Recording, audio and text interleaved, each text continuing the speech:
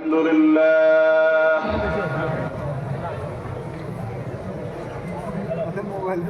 لله نحمده ونستعينه ونستغفره ونؤمن به ونتوكل عليه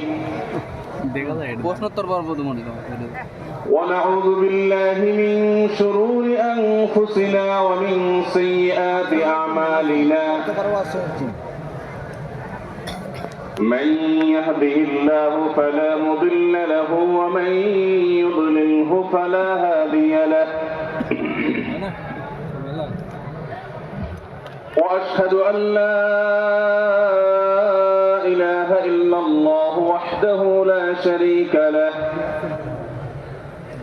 وأشهد أن محمدا عبده ورسوله أرسله بالحق بشيرا ونذيرا وداعيا إلى الله بإذنه وسراجا منيرا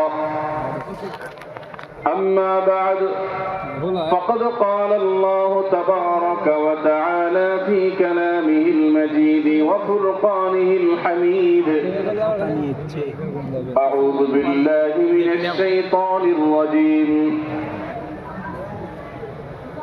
شهر رمضان الذي أنزل فيه القرآن هدى للناس وبينات من الهدى والفرقان وقال تبارك وتعالى كتب عليكم الصيام كما كتب على الذين من قبلكم لعلكم تتقون وقال عليه الصلاة والسلام من صام رمضان إيمانا واحتسابا غفر له ما تقدم من ذنبه وقال عليه الصلاة والسلام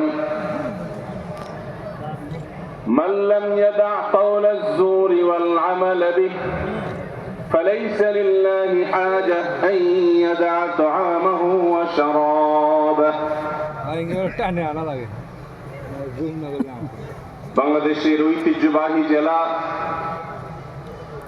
বগুড়ার গাবতলী পদ্মপাড় মসজিদে আর রহমানের উদ্যোগে আয়োজিত আজকের এই ওয়াজ মাহফিলের সম্মানিত সভাপতি অত্র গ্রামের কৃতি সন্তান জনাব আতিকুর রহমান রুমন, প্রধান অতিথি জনাব এম রশিদুজ্জামান মিল্লাত, উপস্থিত সম্মানিত উলামায়ে কেরাম,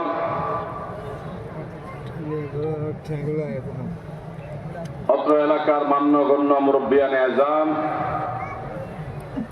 এবং দূর দূরান্ত থেকে আগত আমার প্রাণ প্রিয়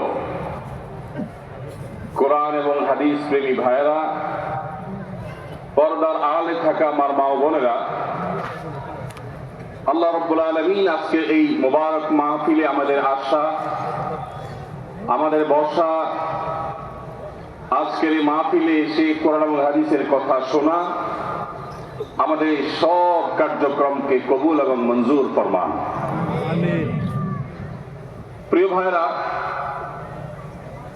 আমাদের দোরগোড়ায় উপস্থিত হয়ে গেছে বরকত এবং মাগফিরাত, নাজাত, বরকতের মাস রমাদান।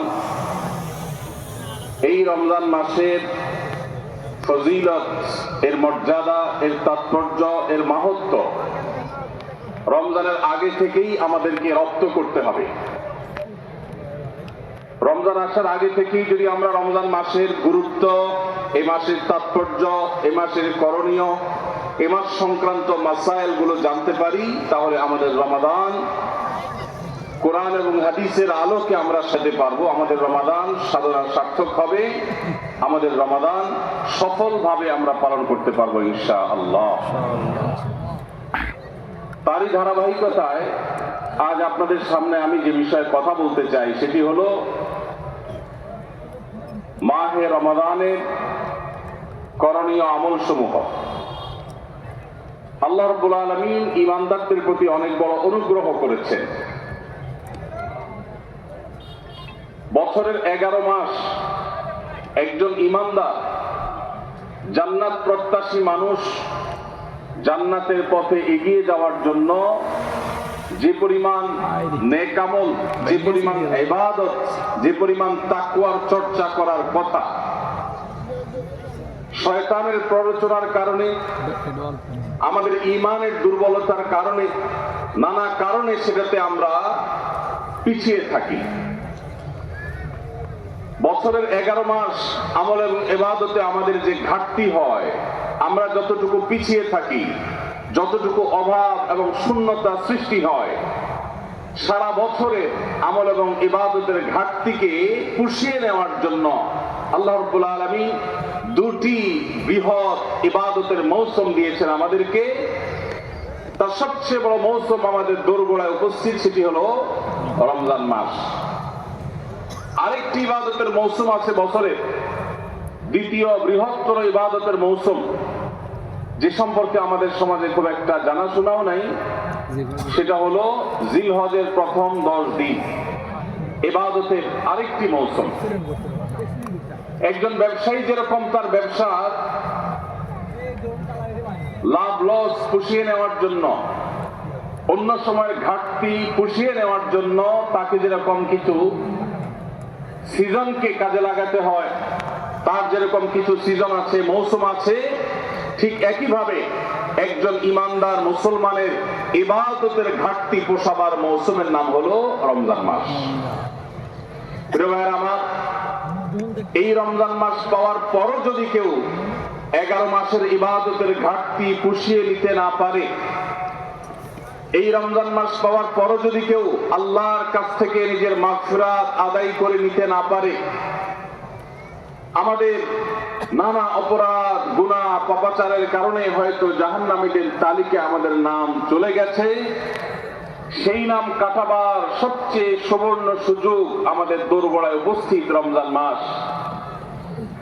এই রমজান মাস পাওয়ার পরে যদি কোনো মুসলমান আল্লাহর কাছ থেকে তার নাম জাহান্নামীদের তালিকা থেকে কাটিয়ে জান্নাতীদের তালিকায় অন্তর্ভুক্ত করতে না পারে, তাহলে এর চাইতে হতভাগা, এর চাইতে দুর্ভাগা, এর চাইতে কপাল পড়া মুসলমান আর কেউ হতে পারে না।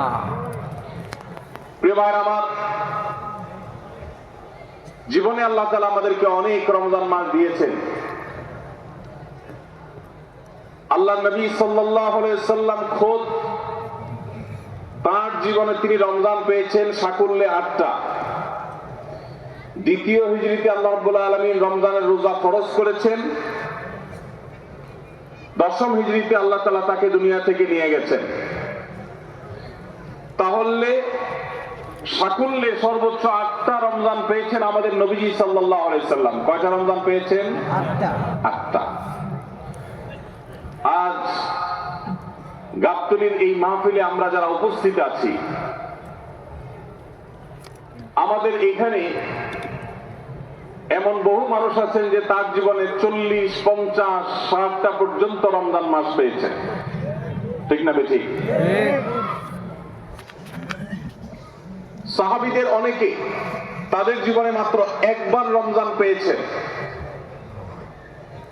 হয়তো ইসলাম গ্রহণ করেছেন রমজানের আগে, রমজান মাসটা পেয়েছেন, এরপরে হয় মৃত্যু হয়ে গেছে, আর না জিহাদের ময়দানে শহীদ হয়ে গেছেন। একটা রমজান জীবনে পেয়েছেন। বহু সাহাবী আছেন 2টা, 4টা রমজান পেয়েছেন।